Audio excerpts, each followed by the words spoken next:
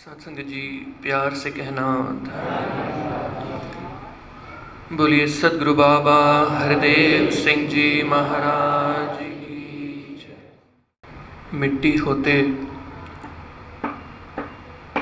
तो एक पल में बिखर जाते हम लोग, मिट्टी होते तो एक पल में बिखर जाते हम लोग। हम तो कुछ भी नहीं तेरी रहमत के सिवा, तू ना मिलता तो कहीं ठोकर खाते हम लोग। सच्चे पातशाह, शुक्र है आपका, किसी बहाने किसी बात को याद दिलाकर, किसी महात्मा का संग कराकर डोर पकड़कर खींच लेते हो अपने कदमों में। और इस समय पूरे भवन में एक एक संत जो आपका यहाँ दिख रहा है, एक भी ऐसा नहीं जो खुद आया हो, इन सभी को लाया गया है।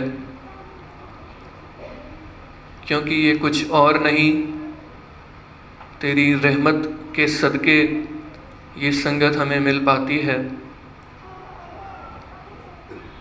आज के सत्संग में सत्संगत हम जानते हैं, जो ये सेवा बख्शी गई थी हमारे परम आदरणीय सुनील रत्रा अंकल जी। सत्संगत सुबह ही ऐसा आदेश हुआ तो मन में ख्याल आया कि जितने सालों का इस महात्मा का गुरु चरणों में तजुर्बा है, एक्सपीरियंस है, उतनी तो मेरी उम्र भी नहीं। जितनी सच्चे पातशाह की रहमतों को इसने अपने अंग संग महसूस किया है, उतनी तो मैंने सांसें भी नहीं ली। फिर भी क्यों ऐसा हुक्म, और क्यों का जवाब सच्चे पातशाह ने इस सत्संग में दिया कि कोई हैरानी की बात नहीं है। हर युग में गुरु की पूजा यूं तो होती आई।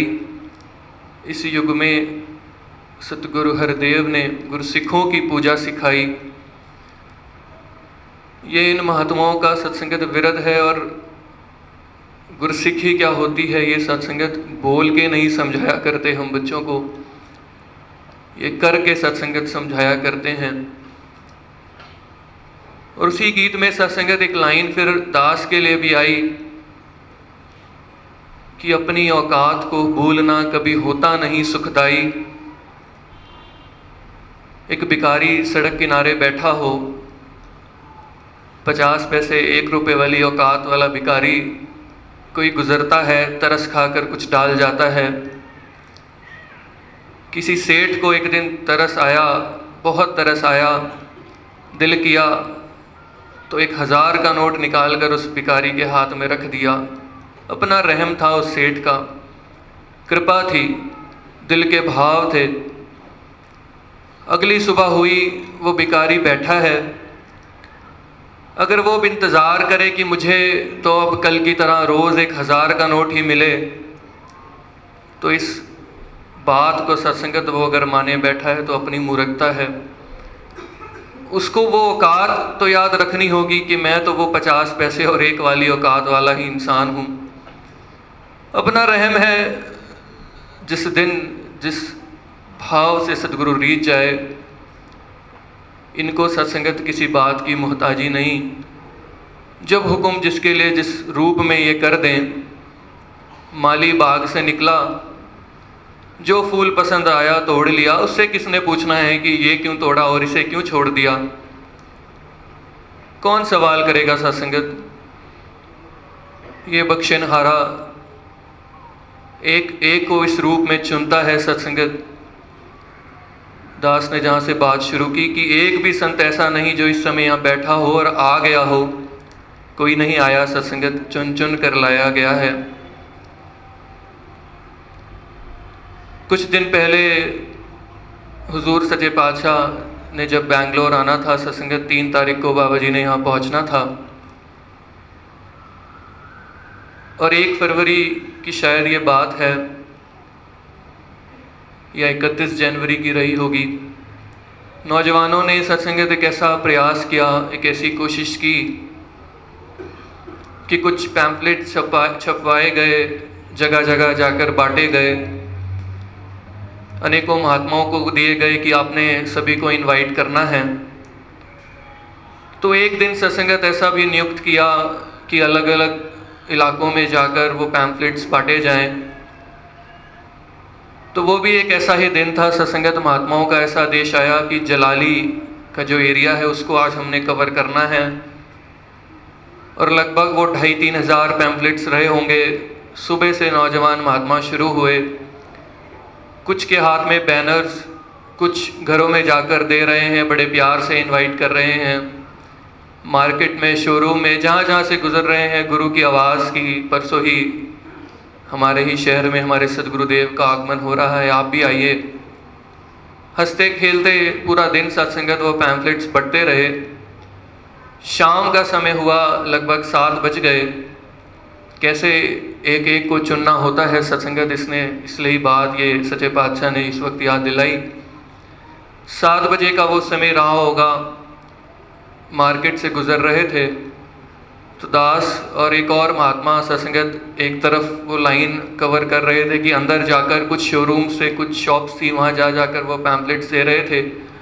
और जितनी देर हम लोग अंदर जाते थे उतनी देर सत्संगत बाकी जो हमारे साथी थे वो बैनर्स लेके बाहर रोड पे खड़े होते थे कि जो आता जाता सच्चे पातशाह के जो ये मैसेज यहाँ भी लगे हैं सत्संगत इस रूप में, कोई मैसेज, कोई बात ही ऐसी जिसको पकड़ के, जिसको पढ़ के एक बार तो निगाह रुके और सोचने पे मजबूर हो। प्रयास होता है सत्संगत गुरसिखों का, आदेश आया था, मान के वो ऐसा कार्यक्रम चल रहा था।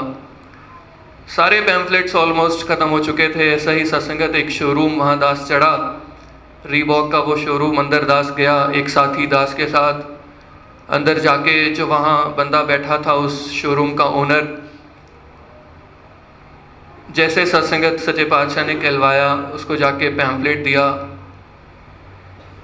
जैसे जैसे जो हुक्म हुआ था कि इस रूप में आपने इनवाइट करना है, ये बातें मेंशन कर देनी है प्रोग्राम के बारे में, वैसे वैसे सत्संगत करके उसने भी बड़े अदब के साथ वो लिया, पढ़ा और रख लिया। और दास शोरूम से बाहर निकलने लगा। अब जब गेट से सत्संगत बाहर निकल रहे थे तो जो गेट कीपर्स खड़े होते हैं उन्होंने वो गेट खोला हमें बाहर निकलने के लिए।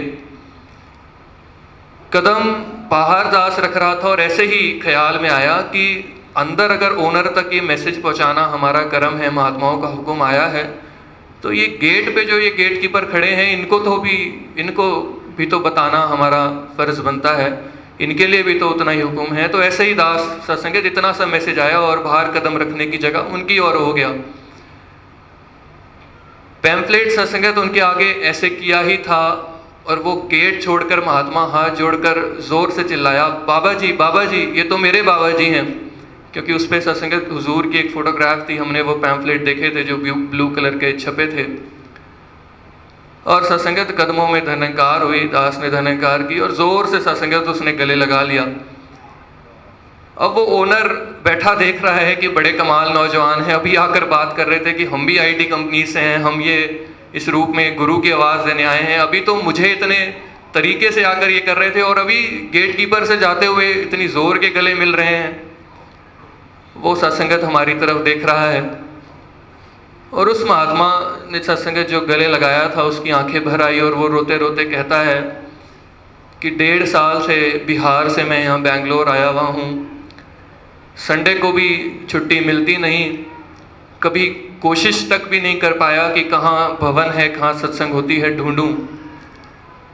और जिसको सत्संगत 1.5 साल से ये ना पता हो कि सत्संग कहाँ होती है, उसे ये पता चल जाए कि सदगुरु बाबा जी आ रहे हैं, उसकी खुशी तो फिर सत्संगत।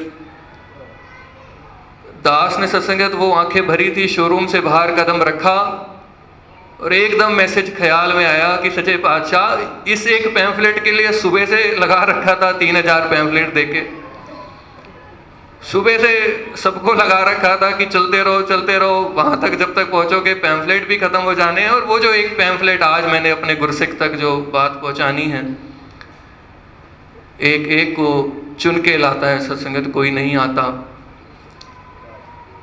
ये सत्संगत प्यार गुरु का जब फिर बोलता है, कहानियां किसे नहीं है सत्संगत,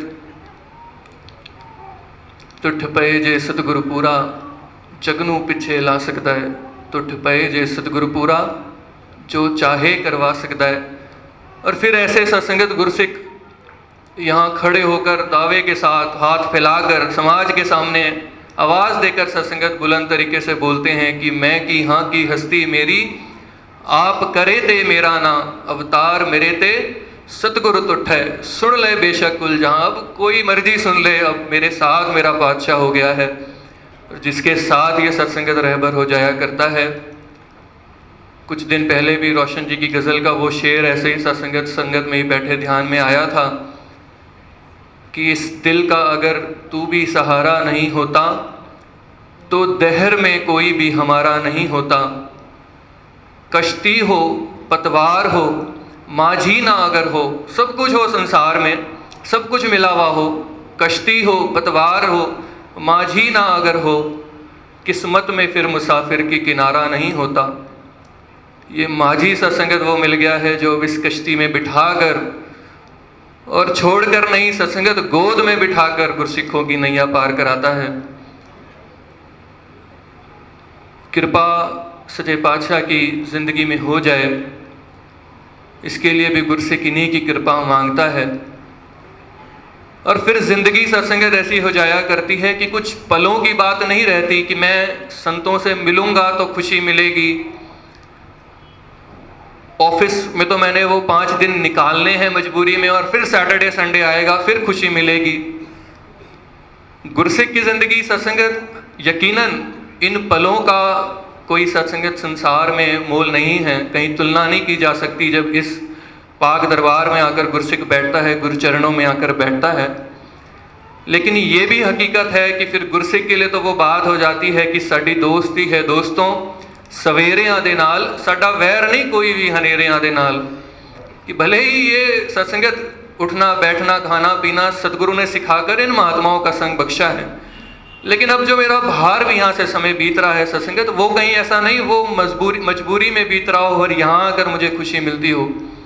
क्योंकि जितनी कृपा सतगुरु बाबा जी की मेरे जीवन में यहाँ हुई है, उतनी ही कृपा ये सत्संगत बाहर है। बस गुरसिख को वो एहसास चाहिए होता है। सत्संगत ऐसे ही एक मैसेज आज ही सुबह मिला और ये बात कहते कहते याद आ गया। एक इंसान सत्संगत बड़ी भूख लगी, उसे मन में हुआ कि कुछ खाया जाए। सामने देखा तो एक हलवाई की दुकान थी, चला गया। अब देखा कि हलवाई बैठा गरम गरम जलेबी निकाल रहा है, तल रहा है। तो उसने कहा कि भैया थोड़ी जलेबी दो। थोड़ी कितनी, 250 ग्राम दो। उसने 250 ग्राम दी। सत्संगत वो खाई, बड़ी स्वादिष्ट लगी। और मन हुआ भैया और दो, और खाई। भूख ज़्यादा थी, भैया और दो, और खाई। 1 किलो सत्संगत वो जलेबी खा गया। अब सत्संगत खा के कहता है कि भैया थोड़ी चीनी दो। तो वो कहता है कि चीनी चीनी क्यों, अभी तो जलेबी खाई। कहता नहीं भैया, वो कहते हैं ना खाने के बाद कुछ मीठा हो जाए। खाने के बाद कुछ मीठा हो जाए ये उनके लिए है सत्संगत जिनका खाना नमकीन रहा हो, जिनका खाना ही मीठा हो गया हो, वो बाद में क्या मीठे का इंतजार करेगा। ये एंटरटेनमेंट के लिए दुनिया तो कहीं सत्संगत सैटरडे संडे को रिजर्व रख सकती है कि 5 दिन मैंने ऑफिस में जाकर वो नमकीन खाना खाना है, मीठा तो मेरा वो मूवी जाकर होएगा, एंटरटेनमेंट करके होगा। खाने के बाद कुछ मीठा हो जाए। और जिस मेरे पातशाह ने इन गुरसिखों का खाना ही मीठा कर दिया हो, वो किस मीठे की बात करेंगे सत्संगत, किस खाने के बाद मीठा हो जाए। ये तो एक एक पल सत्संगत साथ खड़े होकर जिसनू इसदा होए सहारा, कम नहीं उसदा अड़ सकता, आद व्याध उपाद चो कोई रोग नहीं सावे खड़ सकता। कल भी ये बात सत्संगत ऐसे ही जहन में आ रही थी। फिर किसी को भेजता नहीं कि जाओ उसका काम कराओ, कारज उसदे रास करने लई आके विच खलो जांदा है। ड्यूटियां नहीं लगाता, आके विच खलो जांदा है। पल विच अपने भगत दे आपे सारे तोड़े तो जांदा है। कोई सत्संगत दुनिया में होता होगा कि इस डिपार्टमेंट में ये काम होता है तो इस डिपार्टमेंट ने ये काम करना है। यहाँ तो डिपार्टमेंट्स बांटने वाला गुरसिक्का पीए बन के खड़ा हो जाता है कि मैं बीच में खड़े होकर अब ये काम करूँगा।